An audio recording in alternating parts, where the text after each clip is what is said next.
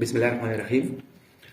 ملګرو نن په 14 مې باندې په ترکیه کې انتخابات دي، الیکشن دی او ویل شي چې د ترکیه موجوده صدر طیب اردوغان ته د الیکشن ګټل یو غټ چیلنج دی، ځکه چې حالات ورته وایي داسې جوړ دي.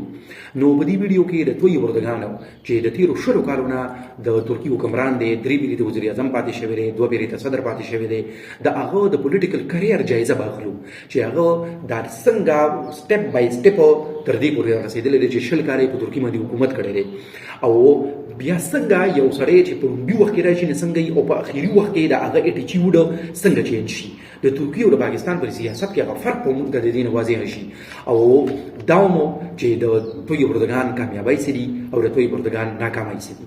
نو د ویډیو شروع به داسې وکړو چې په 1954 کې طیب اردوغان په یو داسې کور کې پیدا شوی و چې یو غریبه کورنۍ وه، یو لویر میډل کلاس فیملی وه، د هغه پلار فوجي کار کو دغه پروفیشن او طیب اردوغان ویلی شي چې په خپل الګوالای کې لیمو پانی لکه مطلب دا چې د ماشومان یو بار سیزونه خرڅي داسې کار هم کړی دی او د استانبول کې سبق ویلو او بیا د استانبول د مرمره یونیورسيټي نه په منیجمنت کې ډیګري اخیستې و.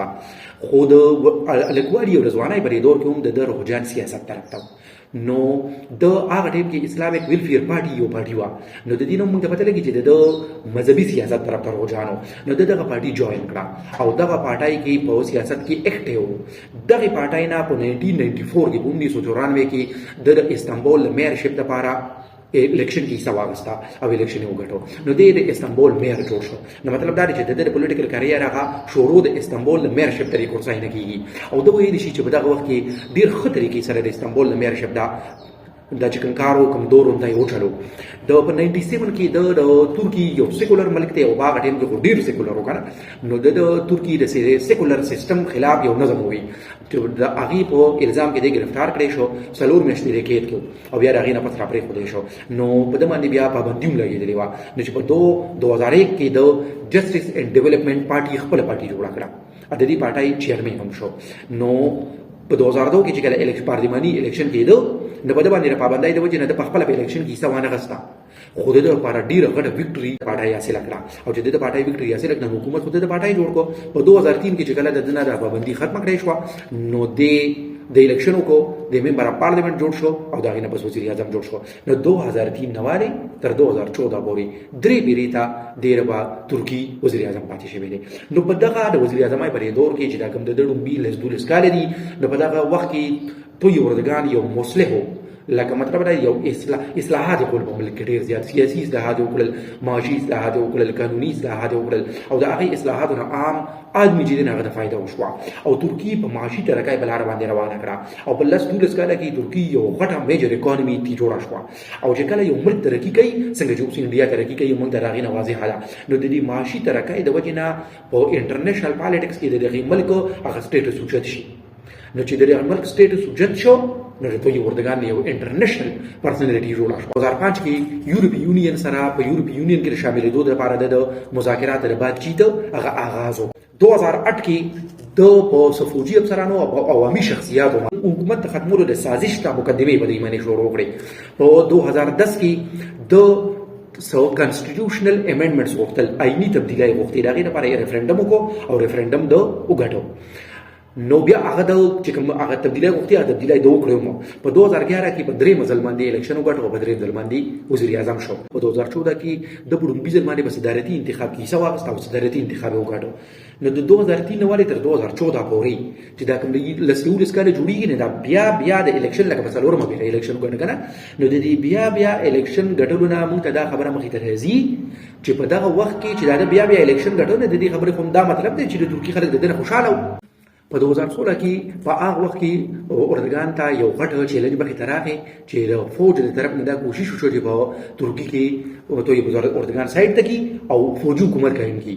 خو هغه بیا مونږ ته یاد دي چې خلک د سړکونو ته راووتو او د ټینکونو مخکې سملاستو. نو اوس دې کې وګورئ په پاکستان او په ترکی کې فرق ده چې پاکستان لا هغه سټیټس ته نه دی رسېدلی چې کچېرې د فوج د طرف نه دا کوشش وشي چې حکومت ته په لاس کې واخلي نو چې ټول خلک راوځي.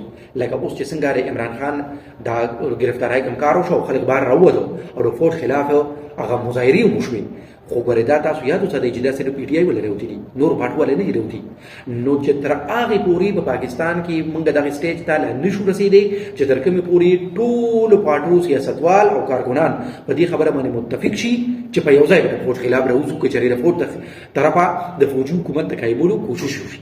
په 2017 کې په ترکیه کې د اردوګان د طرف نه یو ریفرنډم وشو چې په هغې کې عوامو د پارلماني نظام نه صدارتي نظام ته نظام چینج کولو لپاره په حق کې ووټ ورکړو او اردوګان هم دا غوښتل.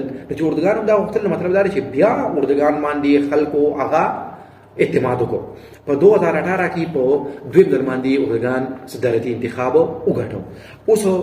اوس موجوده چې کوم حال دی، نه په دې حال کې دا موږ چې تر اوسه پورې څه وویل په دې کې اردوګان بیا الیکشن وګټو. خو اوس موږ څنګه وو چې موجوده الیکشن اردوګان ته ګټل ګران دي.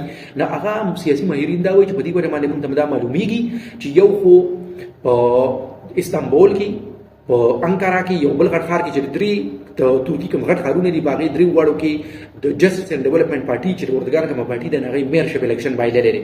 نو چې د میرشپ الیکشن یې بایللی دی، نو داسې ښکاري چې دوی به دا راتلونکي الیکشن بایلي. بل ورسره دا دي چې هغه لومبی دور چې موږ څنګه ووایو چې ترکیې په بره باندې روانه وه. نو اوس د اردوګان ناکامي دا ده چې اوس د موجوده دور کې د ترکیې معیشت په ښه حال کې نه دی، ډېره غټه مهنګایي ده او خلکو ته بېروزګاري هم شته. نو د هغې د وجې نه خلکو ته ګرانې دي، د دې ګرانۍ د وجې نه خلک کیدای شي چې د اردوګان له ووټ ورنه کړي. درېیمه چې کوم دا ده چې په ترکیې کې اوس دا میاشت دوه مخکې کومه زلزله راغلې وه، د هغې زلزلې نه کوم نقصانات وشو. نو د عوامو له طرف نه په اردوګان باندې دا ګوتې اوچتېږي چې د اردوګان د مس منیجمنټ، د حکومت د مس منیجمنټ د وجې نه دا نقصانات لږ سیوا وشو. نو دا خبره کوم یو خبره کېدای شي چې اردوګان د تېرو 20 کالونو چې حکومت کوي، نه د هغې د وجې نه د هغه اټیچیوډ بدل شوی دی. اوس هغه نه یو سیویلین ډیکټیټر جوړ شوی دی. هغه مخالف اواز او د مخالفو پارټو رایې چې کوم دی نه د دې اورېدل او د دې لیدل نه برداشت کوي. هغه د کردو خلاف هم اپریشنې وکړې. هغه ګولن چې کوم تحریک دی، نو چې دا ګولن تحریک هغه تحریک دی چې دوی په یو وخت کې اردوګان سره یو ځای وو. خو اوس د 2016 چې کله فوجي بغاوت وشو، د هغې نه پس اردوګان په دوی باندې دا الزام لګولی دی چې دا د دوی په خوښ باندې شوی دی او دوی د دې شاته او د دې فوجي بغاوت شاته. نو د دغې تحریک خلاف هم کریک ډاون کړی دی. بل د اردوګان د طرف نه چې آیا صوفیا چې پخوا زمانه کې کلیسا وه چې مسلمانانو ترکیې فتح کړی، جومات یې جوړ کړو او بیا مصطفی کمال د هغې نه میوزیم جوړ کړو. نو اردوګان د هغې نه بیا واپس جومات جوړ کړو. نو د دغې د وجې نه دی په یورپ کې ناپسندیده دی او په یورپ په ترکیې کې دننه هغه ټوله طبقه چې کومه ده، کومه چې سیکولر ده، د هغې هم د هغې دپاره هم دی ناپسندیده دی او هغه طبقه اوس هم په ترکیې کې ډېره ده. نو د دې د وجې نه ویلی شي چې اردوګان ته په راتلونکي الیکشن کې لکه د نن چې کوم الیکشن دی دې کې ورته شکست کېدای شي. اوس ګورو چې د الیکشن نتیجه څومره وځي، ځکه چې داسې په سوره پیرېده شوي دي چې خلک وایي چې سروې کې دا خبره مخې ته راشي چې دا پارټي بایلي یا دا پارټي ګټي او نتیجه د هغې نه خلاف راشي. نو په دې ویډیو کې د اردوګان په دې پولیټیکل کریر باندې داسې لنډ نظر موږ وغورځو. مې بي چې تاسو دې څه زده کړه کړي. بله ویډیو کې به بلې موضوع سره راشو. د الله په امان.